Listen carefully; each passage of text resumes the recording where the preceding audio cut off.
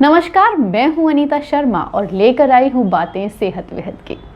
कितना वजन कम करना चाहिए? क्या वाकई आपको वजन कम करने की ज़रूरत है या आप बस भेड़ चाल में खुद को फिट दिखाने के लिए वजन कम करना चाहते हैं? अगर आप वजन कम करना चाहते हैं तो उसका सही तरीका क्या है? एक महीने में कितना वजन ज़्यादा से ज़्यादा आपको कम करना चाहिए? क्या वाकई एक महीने में 10 किलो, 12 किलो या 15 किलो वजन कम करना मुमकिन है? और अगर मुमकिन है तो ये आपकी सेहत के लिए कितना अच्छा है? ऐसे ही बहुत से सवालों को लेकर हम सीधा पहुंचे पद्मश्री डॉक्टर प्रदीप चौबे के पास और उन्होंने हमें दिखाई सही राह। सर, सबसे पहला सवाल, बात वजन की हो रही है जिसका असर दिखता तो शरीर पे है लेकिन वो दिमाग पे भी बहुत असर करता है। तो सबसे पहले मैं ये जानना चाहूँगी कि आपको मेंटली जो मोटापा है वो मानसिक रूप से कैसे प्रभावित करता है?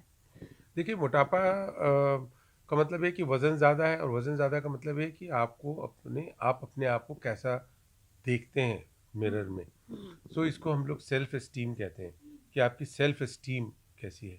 अगर आपका फिगर अच्छा है और अगर आपका weight within normal limits है तो you feel confident and you have psychologically also you're confident standing properly, talking properly.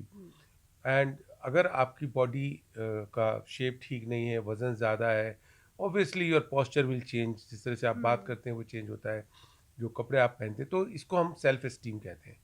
So wait का सबसे बड़ा प्रॉब्लम है कि it reduces your self esteem, which is a bottom line, क्योंकि उसके बाद में सारी सब साइकोलॉजिकल और psychosomatic problems and psychiatric problems also to great extent starts developing over a period of time.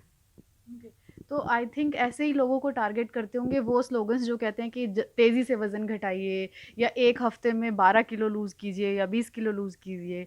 In slogans को आप कैसे लेंगे? क्या ये इफेक्टिव हैं? इनको फॉलो करना चाहिए? क्योंकि इनके लिए बहुत सारे डाइट प्लान्स भी होते हैं या बहुत सारे तरीके लोग बताते हैं कि वेट लूज कैसे करें। ये वेट लॉस के जितने भी स्लोगन्स हैं हम्म। जो हम देखते हैं, they are mostly the commercial slogans. It is to attract you towards that particular programme. It's indicator, because जितना ज़्यादा वेट लॉस उनको प्रॉमिस करेंगे उतना चांसेस हैं कि आप उनको अट्रैक्ट कर सकें अपने साइड में and they can enter your program. But having said that, I think it quick weight loss is not advise. हमेशा weight loss has to be gradual in this manner. इसके पीछे की वजह से? एक मेडिकल कंडीशन होती है और एक बॉडी का रिएक्शन होता है जिसको हम लोग यो इफेक्ट कहते हैं। सो यो इफेक्ट का मतलब होता है, आपने देखा होगा यो बॉल होती है, आप जितनी जोर से मारेंगे उतनी ज़्यादा उछलेगी। हाँ, back. So what we have seen in weight loss programmes कि अगर आपका वेट तेज़ी से आप लूज़ कर रहे हैं या क्रैश डाइटिंग कर रहे हैं, तो अगर आप 10 किलो वजन कम करते हैं तो over a period of time it will be more, मतलब 10 से ज़्यादा आएगा, 11 12 13 14 किलो वापस आएगा। तो हम लोग का सबका ये सजेशन रहता है कि अगर आप वेट लॉस का प्लानिंग कर रहे हैं तो पहली बात तो वेट लॉस स्लो होना चाहिए, ग्रेजुअल होना चाहिए। क्योंकि अगर वेट लॉस ग्रेजुअल है और स्लो है तब उसके वापस आने के चांसेस कम होते हैं। जितना आप ज़्यादा वेट लॉस करेंगे उतने ज़्यादा आपका वेट वापस आने के चांसेस हैं। इसको यो इफेक्ट कहते हैं। और हर आदमी जो is planning weight loss must consider कि जितनी तेज़ी से उनका वेट लॉस होगा उतनी तेज़ी से वापस आएगा और ज़्यादा वापस आएगा। तो सर, वेट लॉस का फिर क्राइटेरिया क्या रहेगा? मतलब जैसे आपने बताया कि एक सही उसमें अनुपात में वेट लॉस करना चाहिए, एकदम से बहुत तेजी से नहीं होना चाहिए वो। तो सही क्या रहेगा अनुपात? जनरली आई थिंक अगर हम अबाउट 2 किलो अगर वेट लॉस हो रहा है करीब करीब पर मंथ, पर per month, month okay. Which is reasonable और जो ठीक भी है, और उसको हम ग्रेजुअली कर रहे हैं तो सडन वेट लॉस के प्रॉब्लम नहीं है। और अगर हम 2 किलो वेट लॉस करते हैं तो चांसेस है कि हम वो 2 किलो लंबे समय तक मेंटेन कर सकते हैं। और अगर वज़न गेन भी होगा तो 2 की जगह 2.25 किलोग्राम गेन होगा। जी। बट अगर हम 10 किलो हर महीने लूज़ करेंगे तो 15 किलो 16 किलोग्राम वेट गेन होगा। सो इसलिए 2 किलोग्राम पर मंथ का एवरेज अगर आपको किसी भी तरीके से कर सकते हैं, which is possibly ideal condition. तो सर, ये जो एकदम से ज़्यादा वज़न गेन हो जाता है, उसके पीछे की वजह क्या होती है? देखिए ज़्यादा वजन गेन करने का जो कॉमनेस्ट कॉज हम लोगों ने देखा है वो binge eating, okay. because sometimes there is a psychological problem, there is some stress in life, or that stress is manifested by overeating and eating very frequently and eating too much. So that is what we call as a binge eating. And binge eating जो होती है एक most of the cases में psychology से related होती है, and anxiety का एक सब्स्टिट्यूट होता है, एंजाइटी को कम करने के लिए वो ज़्यादा खाते हैं और उसके कारण सडनली वेट बढ़ना शुरू हो जाता है। और ये कॉमनेस्ट कॉज है, हालांकि कुछ बीमारियां भी हैं, बट मैं उन बीमारियों के बारे में ज़्यादा जिक्र नहीं करना चाहता क्योंकि वो बहुत कम लोगों में होती है। तो इसे कंट्रोल कैसे किया जाए, क्योंकि अगर आप कह रहे हैं कि साइकोलॉजिकल इफेक्ट भी होता है इसमें, तो ये तो कंट्रोल किया जा सकता है, उसके कोई तरीके हो? नहीं, नेचुरली फिर वो तो कंट्रोल तो यही है, अगर आप अपनी हाँ। साइकी को और एंजाइटी को अंडर कंट्रोल रखेंगे दवाइयों से, मेडिसिन से, मेडिटेशन से, फिजिकल एक्टिविटी से, एक्सरसाइज से, देन नेचुरली वो एंजाइटी कम होगी, फिर आपकी बिंज ईटिंग नहीं होगी। हमको रूट कॉज पे अटैक करना है, and the root cause is anxiety and depression. उसको रूट कॉज को हमको अटैक करना चाहिए। अच्छा, तो अगर इस तरीके से देखा जाए तो वेट गेन के लिए जितना स्ट्रेस या एंजाइटी रिस्पॉन्सिबल है, योयो इफेक्ट में वेट लूज करने के बाद जब आप दोबारा गेन करते हैं उसमें भी उतना ही रहेगा वो। जी हाँ, कई बार क्या होता है ना कि आप किसी के कहने के हिसाब से बहुत तेजी से लूज करना शुरू कर देते हो। आप बिल्कुल बिंज में, आप you are just starving from morning till night, you know, या आप 2-2 3-3 4-4 घंटे जिम में स्पेंड कर रहे हैं। सो मेरा ये विचार है कि इन सब चीज़ों को जो आप नॉर्मली मेंटेन नहीं कर सकते उन पे अटेम्प्ट भी नहीं करना चाहिए। इट इज़ बेटर कि आपका वज़न ज़्यादा है और अगर आप सीरियस नहीं है वज़न कम करने के लिए और ग्रेजुअल प्रोसेस को अंडर सुपरविजन फॉलो नहीं करना चाहते, तो अपने आप कुछ मत करिए, because weight loss has to be under guidance of the dietitians, nutritionist and also the physician.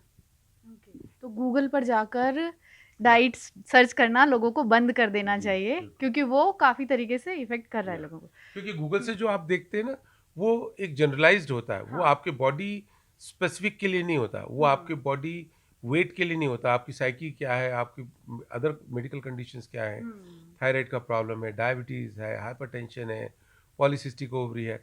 सो उन चीज़ों को भी हमको ध्यान में रखना बहुत ज़रूरी होता है। इतने हल्के में ना लें जी हाँ, वेट इट्स लॉस ए को। कॉम्प्लेक्स प्रोसेस, और इसीलिए इतनी बड़ी बड़ी आपको देखते हैं कि वेट लॉस एक्सपर्ट्स होते हैं जो उस कॉम्प्लेक्सिटी को ध्यान में रखते हुए आपको एक ट्रीटमेंट, मतलब इसको हम लोग कहते हैं कि there should be a tailored plan. आपको अपने लिए एक टेलर्ड करना पड़ता है, जो आपकी जो ट्रीटिंग टीम है वो आपके लिए एक पर्टिकुलर प्रोग्राम को टेलर करती है जो आपके लिए बेस्ट है। हाँ, तो नॉर्मली जो मैंने देखा है, होता ये है कि मैंने वेट लॉस करा किसी डाइटिशियन से एक चार्ट लेकर, और मैंने अपने ऑफिस में किसी को बताया कि सी मैंने इतना केजी लूज़ किया, तो व्हाट दे से, अच्छा मुझे भी ज़रा वो चार्ट शेयर करना, मैं भी उसे फॉलो करूँगी। तो लोग ऐसा ना करें। आप क्या सजेस्ट करेंगे जब भी किसी के माइंड में सबसे पहले ये आए कि मुझे वेट लॉस करना है या लूज़ करना है, तो आप कुछ ऐसी 5 टिप्स जो उन्हें देना चाहेंगे कि ये देखिए मतलब चीज़ें। ये तो बिल्कुल सिंपल सी बात है कि मतलब ये हाँ। तो ऐसा हो गया ना कि आप किसी के कपड़े पहन रहे हैं, हाँ। उसके उसकी बॉडी की साइज अलग है, शेप अलग है, उसको उसका कॉम्प्लेक्शन अलग है, उसकी हाइट अलग है, उसको क्या सूट करता है क्या नहीं सूट करता, जॉब प्रोफाइल क्या है, उसके हिसाब से डिसाइड होगी ना। तो उसी तरह से अगर हमको भी जॉब प्रोफाइल के हिसाब से और बहुत सारी चीज़ें से करना है, तो जब आप डाइटिशियन के पास में या टीम के पास में जाते हैं तो वो आपके हर चीज़ों के पॉइंट्स देते हैं और there is a way to calculate it. फिर उसमें आपको ये देखा जाता है कि आपकी एज कितनी है, उसके हिसाब से हमको क्या क्या दवाई, क्या क्या हम डाइट दे सकते हैं, कितना हम प्रोटीन दे सकते हैं, कितना कार्बोहाइड्रेट दे सकते हैं। अगर किसी को डिस्लिपिडीमिया, कोलेस्ट्रॉल लेवल ज़्यादा है, we can not give him or her fat, you know. अगर किसी को डायबिटीज़ है तो हमको बहुत कैलकुलेट करके कार्बोहाइड्रेट देना पड़ता है। अगर किडनी में कोई प्रॉब्लम है तो फिर प्रोटीन को भी हमको रिस्ट्रिक्ट करना पड़ता है। तो एक बिल्कुल टेलर्ड डाइट होती है। तो मेरे ख्याल से तो सबसे सिंपल सी बात यह है कि अगर आप वेट लूज़ करना चाहते हैं, अगर आप डाइट प्लान कोई जाना चाहते हैं, इसलिए आप देखेंगे गूगल में कितनी सारी डाइट प्लान है। और एक फैशन है कि एक फैशन में एक डाइट प्लान आता है, कुछ समय बाद वो चला जाता है, फिर नया डाइट हाँ। प्लान आ जाता है। हाँ। क्योंकि this is how we keep on changing the fashion, because losing weight somehow has become a fashion now, and then you know it becomes a talk of the town कि आप ये बोलते हो मैं एक्स डाइट फॉलो कर रही हूँ कोई बोलता है कि मैं एक्स प्लस डाइट फॉलो कर रहा हूँ, मैं वाई डाइट फॉलो कर रहा हूँ, मैं इस डाइटिशियन की डाइट फॉलो कर, तो it is not true. Her patient के लिए, हर शख्स के लिए अलग अलग डाइट प्लान होंगे और अलग अलग तरीका होगा। और जो डाइटिशियन और न्यूट्रिशनिस्ट होते हैं उनके अपने गेम प्लान होते हैं कि पहले हफ्ते आपको ये ऐसा करेंगे, फिर दूसरे हफ्ते इसको ऐसा चेंज करेंगे। सो उनका अपना एक चेस का गेम होता है। तो ये भी ना करें कि एक हफ्ते का प्लान लिया हाँ और उसके बाद आगे का हाँ, स्किप कर दें। क्योंकि इसीलिए जो सबसे बड़ा सक्सेस ये है कि आप सही टीम के पास जाएं और हर हफ्ते जाएं, ताकि वो आपका डाइट प्लान चेंज कर सकें अकॉर्डिंगली।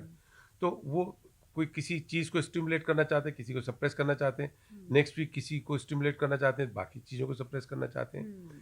और वो इस बैलेंस में ये भी चाहते हैं कि आपको बॉडी में कोई ऐसा नुकसान ना हो, आपके किसी ऑर्गन को डैमेज ना हो, जो कि आपको लॉन्ग टर्म में खराब उसका सेहत पे असर पड़े। तो सर बच्चे बच्चे सबको गोलू मोलू चाहिए, कहते हैं अरे तुम पतले पतले बच्चे हैं, क्या इनको कुछ खिलाओ पिलाओ। बच्चों में हम वो एक आदत डाल देते हैं कि उनको चबी चबी सा रहना है, फिर एकदम से जब वो यंग होते हैं तो उन पे ये प्रेशर आता है कि अरे तुम बहुत मोटे हो, तुम्हें वेट लॉस करना चाहिए।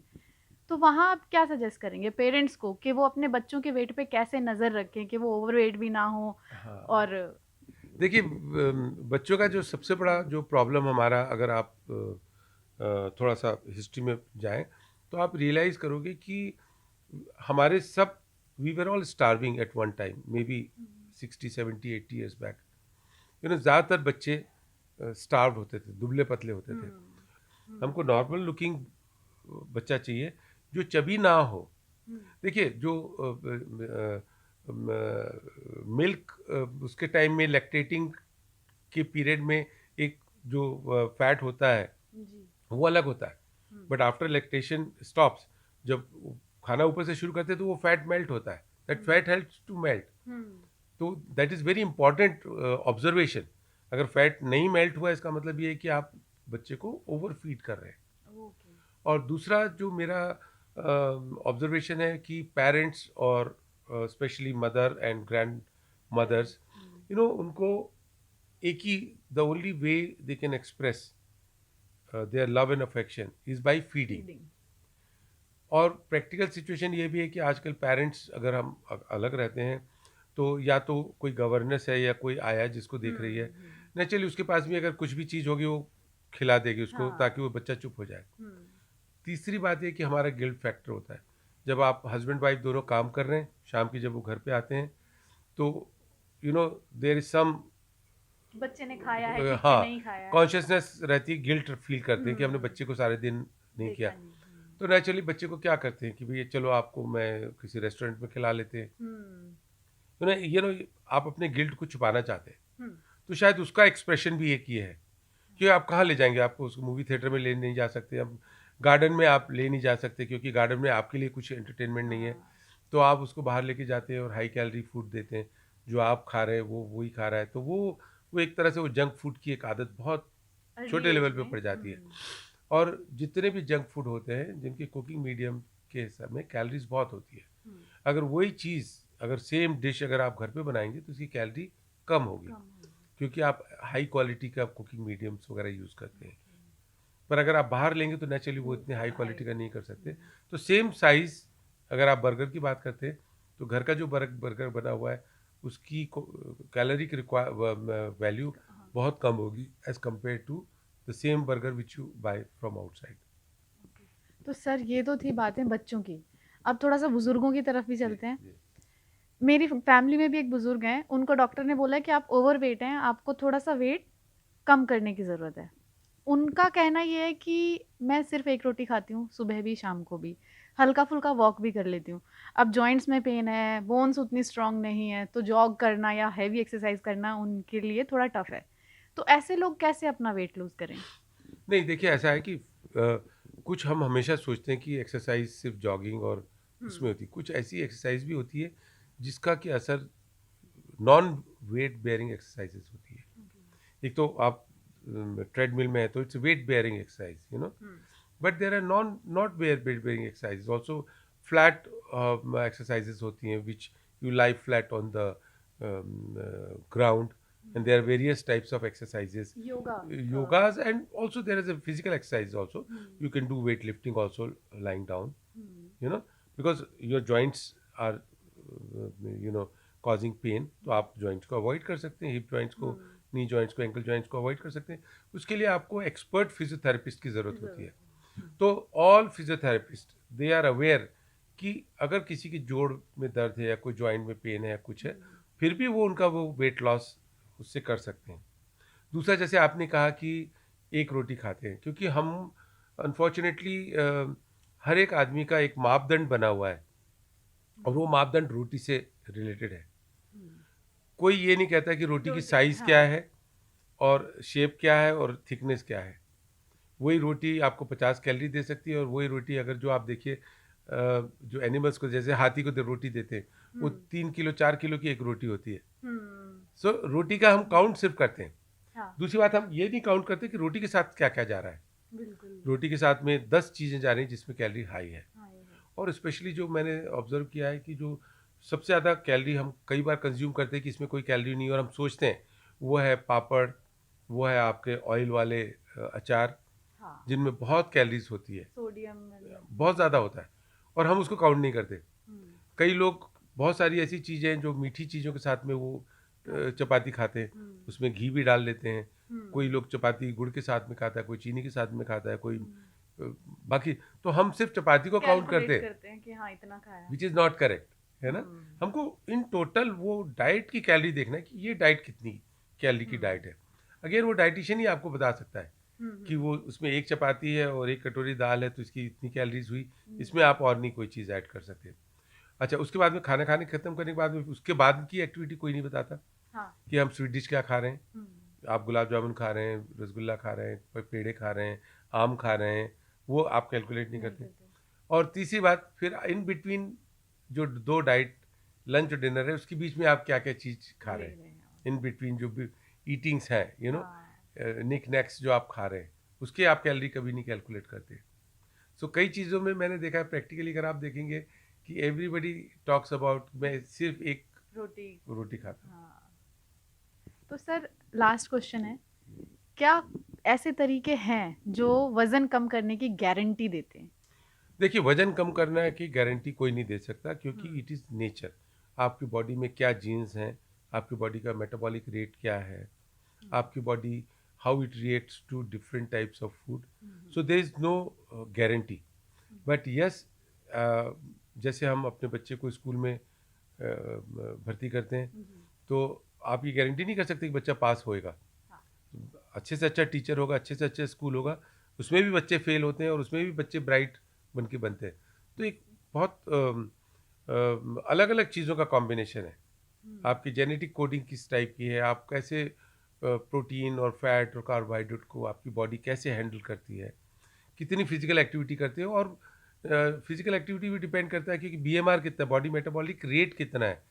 तो एक आदमी 1 घंटा एक्सरसाइज करके एक्स कैलोरी बर्न करेगा, दूसरा 1 घंटा एक्सरसाइज करेगा, फिर भी उसकी x माइनस कैलोरी बर्न होगी. सपोज किसी की 100 कैलोरी बर्न हो रही है तो किसी की 1 घंटे एक्सरसाइज के बाद में 50 कैलोरी बर्न होगी. हर एक का अलग अलग BMR अलग होगा. सर एक क्वेश्चन और निकला है, BMR क्या खुद से पता लगाया जा सकता है या उसके लिए किसी एक्सपर्ट की नहीं, BMR का body metabolic rate, I think we should not confuse with BMI. हाँ, BMI वेट का तो BMI जो है बॉडी मास इंडेक्स है. उसमें क्या है, आपकी height, weight in kilogram divided by height in square metre. अब तो बहुत सारे आप गूगल करेंगे तो आप अपना हाइट और वेट डालेंगे तो BMI आ जाएगा. पर BMR के लिए आपको एक किसी एक्सपर्ट की ज़रूरत पड़ेगी हु विल कैलकुलेट. बट ये ज़रूर देखा गया है कि समय के साथ में जैसे जैसे आप एक्सरसाइज करते जाएंगे, आप अपने बॉडी मेटाबॉलिक रेट बढ़ा सकते हैं.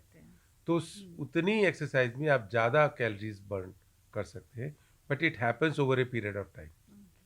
तो ये थे डॉक्टर प्रदीप चौबे, जिन्होंने हमें ये बताया कि बिना स्ट्रेस लिए आप कैसे अपना वेट लूज कर सकते हैं, वो भी सही तरीके से, सही डाइट लेकर और किसी एक्सपर्ट की निगरानी में रहते हुए.